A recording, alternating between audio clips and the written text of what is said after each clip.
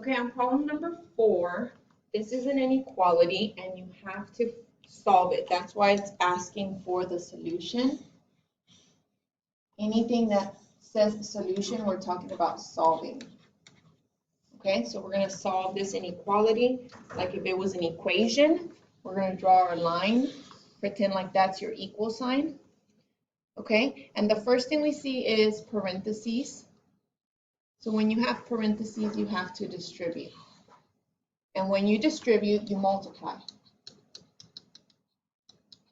So you will be multiplying 2 times 4x.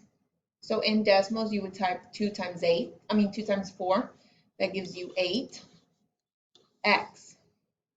And then 2 times a negative 15. That will give you a negative 30. Okay, again, you can type this in the calculator. So I would do it like this. 2 times negative 15. And it gives you negative 30.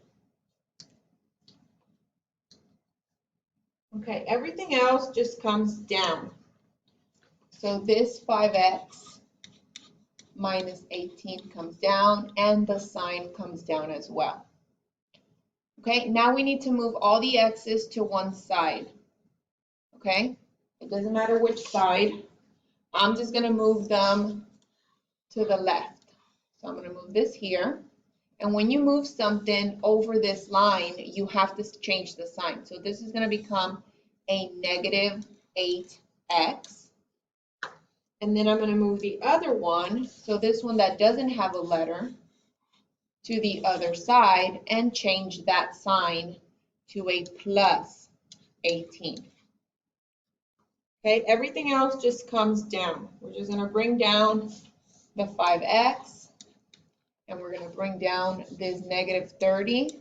It can be in the front or it can be in the back. It doesn't matter. And we're going to bring down this symbol. Okay, then we're going to combine like terms because that's why we moved them, so that they can be together alike.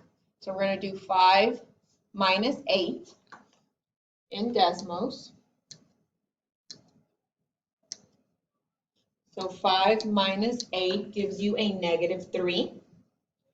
And on the other side, let's go back and look, was negative 30 plus 18.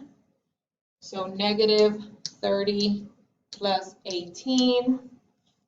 Or some of you did 18 minus 30. That's fine. You get the same number, negative 12.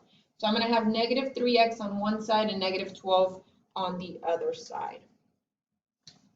So this becomes negative 3x, and this becomes negative 12. These two had an x, so this one has an x. Bring this down, okay? And we're going to be dividing by negative 3 on both sides because negative 3 is the one that has the x, so that the negative and the 3 cancel. But when you divide by a negative,